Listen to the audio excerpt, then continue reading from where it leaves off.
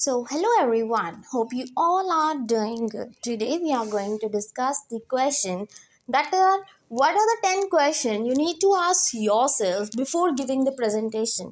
तो जैसे कि हमारी जो एकेडमिक इंग्लिश है राइट तो उसमें एक तो मतलब 3 टॉपिक्स हैं प्रेजेंटेशन में. एक टॉपिक है बिफोर द टॉक कि जब आप प्रेजेंटेशन देने जा रहे हो उससे पहले आपके दिमाग में क्या क्या चीज़ें होती हैं जो हम आज पढ़ेंगे. फिर सेकेंड क्वेश्चन जो बनता है कि स्ट्रैटेजिक प्लानिंग क्या होनी चाहिए आपकी बिफोर द प्रेजेंटेशन, वो भी 10 स्टेप्स हम ऑलरेडी कर चुके हैं.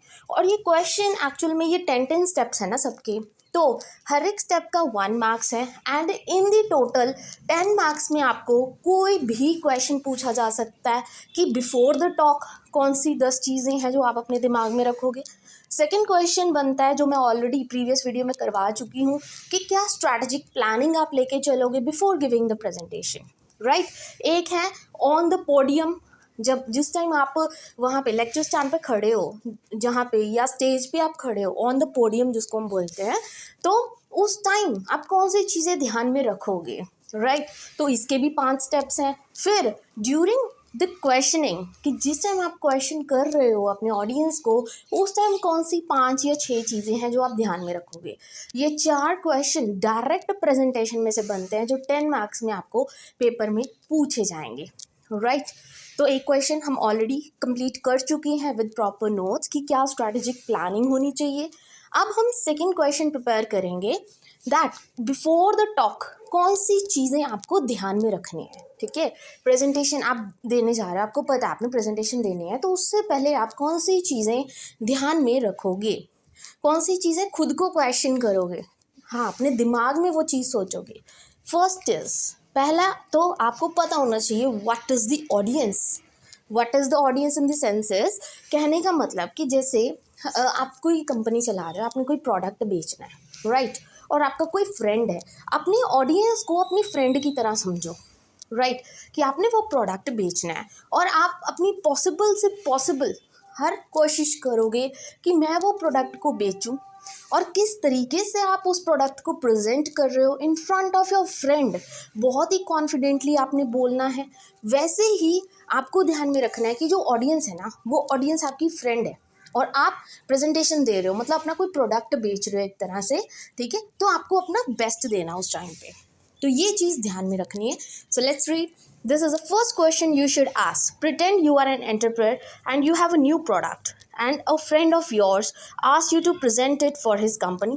ठीक है, फिर आपके फ्रेंड ने बोला कि तुम मेरी कंपनी के लिए अपना ये प्रोडक्ट प्रेजेंट करना है. ठीक है, it could be your friend, a few of his coworkers you are meeting with. ठीक है, आपका फ्रेंड भी हो सकता है. उस टाइम पे जब मीटिंग होगी जिस टाइम आप अपने प्रोडक्ट को प्रेजेंट करोगे वहाँ पे बहुत सारे वर्कर्स भी होंगे. ठीक है, but it could be the president and the board of directors, कोई भी हो सकता है वहाँ पे. ठीक है, मतलब इतने सारे लोग होंगे और उनके सामने आपने उस प्रोडक्ट को बेचना है. तो हमेशा अपने दिमाग में ये रखो व्हाट इज़ द ऑडियंस, किस तरह की ऑडियंस होगी ये मत सोचो, बस ऑडियंस को अपना एज अ फ्रेंड लेके चलो, बहुत ही कॉन्फिडेंटली अपनी प्रेजेंटेशन दे दो, आपकी प्रेजेंटेशन सक्सेसफुल हो जाएगी राइट. तो ये पहली चीज़ है जो आपने अपने दिमाग में रखनी है कि इस तरह के लोग हो सकते हैं बट मुझे एज अ फ्रेंड उनको हैंडल करना है. जैसे मैं अपनी फ्रेंड के सामने प्रेजेंट करूँगा वैसे ही मेरे लिए बोर्ड ऑफ डायरेक्टर्स हैं, सब कुछ right. Next second question you need to ask is how big is the audience. अब ये भी तो फ़र्क पड़ता है ना कि ऑडियंस का स्मॉल ग्रुप है या बड़ा ग्रुप है. ठीक है, इन सब चीज़ों से बहुत फ़र्क पड़ता है. Another important question that will help you prepare effectively. आपने प्रेजेंटेशन इफेक्टिवली प्रिपेयर करनी है. ये क्वेश्चंस आपके माइंड में आ रहे हैं कि ऑडियंस कितनी बड़ी हो सकती है, ऑडियंस क्या है, तुम क्या प्रेजेंट करोगे, कहाँ पे प्रेजेंट करोगे, किस तरह की जगह होगी, ये सब चीज़ें तुम्हारे माइंड में चलती रहेंगी राइट. तो अब हम करेंगे second step that how big is the audience. With the large audience you will need to be concise, direct and keep their attention. बिल्कुल सही है. ठीक है, अगर ज़्यादा ऑडियंस है तो आपको एक एक से आई कॉन्टैक्ट रखना पड़ेगा, प्रॉपर कम्युनिकेशन होनी चाहिए, किसी को पीछे नहीं छोड़ना इन द सेंसेस कि मतलब आप सब पर ध्यान दोगे इक्वली. ठीक है, with small audience you will have to pace your presentation more slowly, pausing for questions from the audience. देखो ज़्यादा ऑडियंस होगी तो उनमें से कोई ना कोई तुम्हें क्वेश्चनिंग कर ही लेगा और जो तुम्हारी प्रेजेंटेशन है बहुत इफेक्टिव हो जाएगी. ठीक है, प्रॉपर कम्युनिकेशन होगी, प्रॉपर आई कांटेक्ट होगा। बट जैसे ही स्मॉल ग्रुप की बात करते हो तो उसमें से आपको धीरे धीरे अपनी प्रेजेंटेशन देनी पड़ेगी और आपको पॉज लगाना पड़ेगा कि अरे पूछ लो, किसी ने कोई क्वेश्चन पूछना है या कोई किसी की डाउट्स हैं वो क्लियर कर लो। तो ये सब आपको सामने से पूछना पड़ेगा। लार्ज ऑडियंस में ये चीज़ नहीं होती। लार्ज ऑडियंस में वो खुद ब खुद ही कोई ना कोई खड़ा होकर तुमसे क्वेश्चनिंग कर ही लेता है, ठीक है। तो ये चीज़ें भी ध्यान में रखनी है कि अगर स्मॉल ऑडियंस है तो तुम्हें किस तरह से प्रेजेंटेशन देनी है, बहुत ही स्लोली पॉज करते हुए चलना है। और अगर बिग ऑडियंस है तो प्रॉपर आई कॉन्टैक्ट करते हुए चलना है, right. I hope this is clear now. Third is where will you be presenting. अब जगह कैसी है वो भी तो फ़र्क डालती है। This will help you to determine how to prepare. किसी स्कूल में जाना, किस तरह से आपको प्रेजेंटेशन देनी है। किसी बिजनेस मीटिंग में जाना है, वहाँ पे कैसी प्रेजेंटेशन देनी है, बहुत फ़र्क पड़ता है, ठीक है। Suppose you have a prototype of a new product and you are going to be presenting before a small group of people. मतलब लेट करो कि आपने क्या है, अपने प्रोडक्ट को प्रेजेंट करना है, ठीक है। If you will be meeting around a table in a small boardroom, you can bring the prototype itself and show off and to your audience। बिल्कुल सही है। फॉर एग्जाम्पल प्रोटोटाइप भी छोड़ो, आपका कोई प्रोडक्ट है, ठीक है। अगर छोटा सा ग्रुप है, पाँच छः लोगों का ग्रुप है, आप वो प्रोडक्ट अपने हैंड में लेके आ सकते हो। मतलब इट कैन बी हैंडी, ठीक है, डिपेंड करता है आपका प्रोडक्ट कैसा है। आप अपने बैग में डाल के लेके आ सकते हो और उनको दिखा सकते हो, राइट। क्योंकि वो तो 5-6 हैं, आराम से आप एक टेबल पे रखोगे, वो आके देख सकते हैं। या टेबल के अराउंड अगर वो बैठे हैं तो वो ईजिली आप अपने प्रोडक्ट को उसी टाइम प्रेजेंट कर सकते हो। बट अगर लार्ज ऑडिटोरियम है, वहाँ पे प्रॉपर स्क्रीन लगी हुई है, तो लार्ज ऑडिटोरियम में आप अपना छोटा सा प्रोडक्ट कैसे शो करोगे सबको। However, you will need a much bigger visually accessible medium for your distant audience, ठीक है। अब उनके लिए आपको एक प्रॉपर स्क्रीन चाहिए, ठीक है।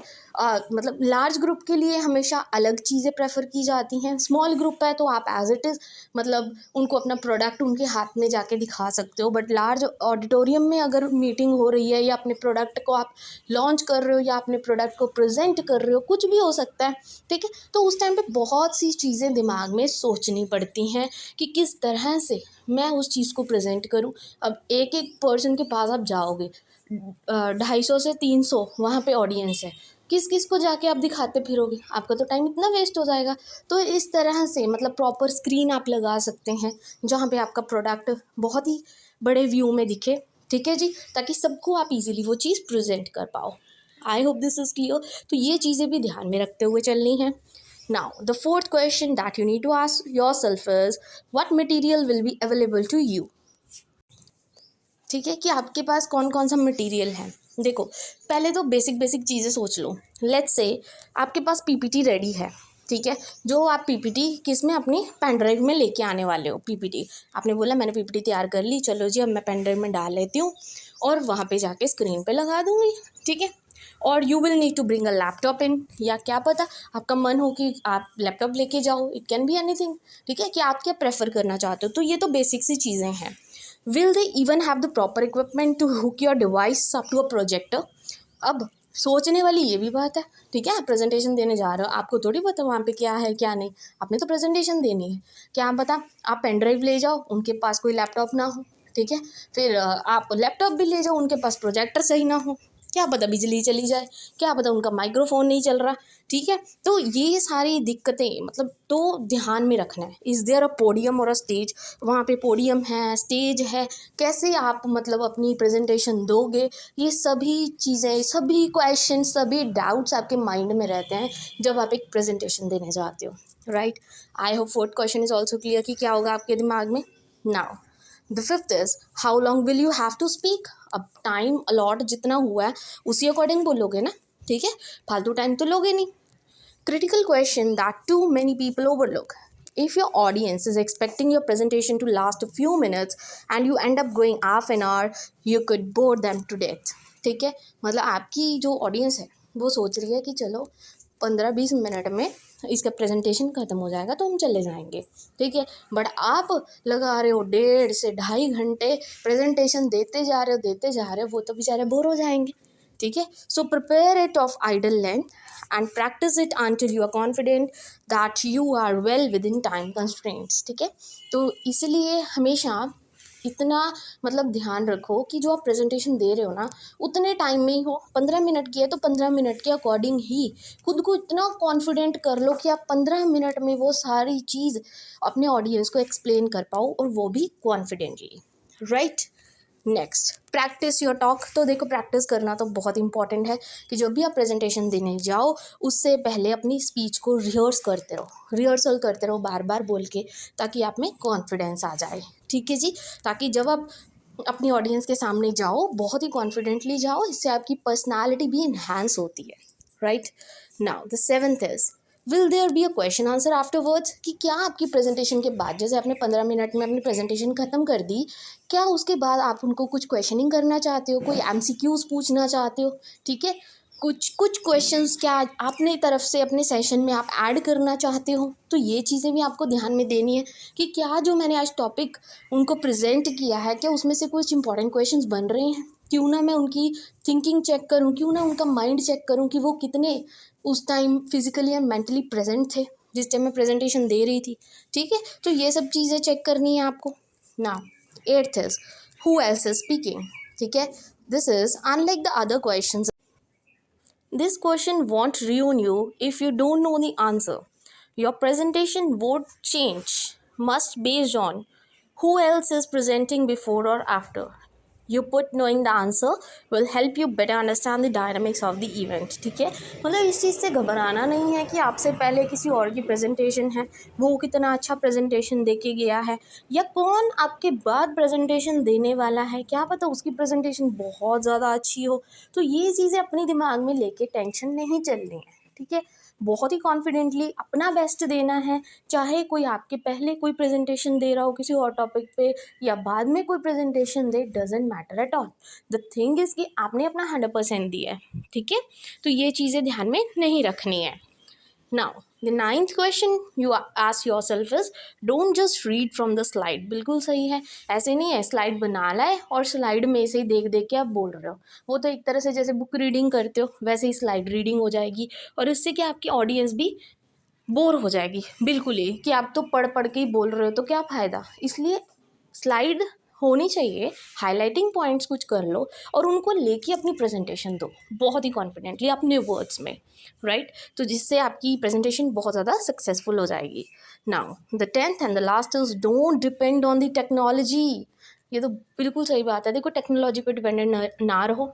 प्रेजेंटेशन हाँ आपने बनाई है, PPT है, स्लाइड्स है, सब कुछ आपके पास.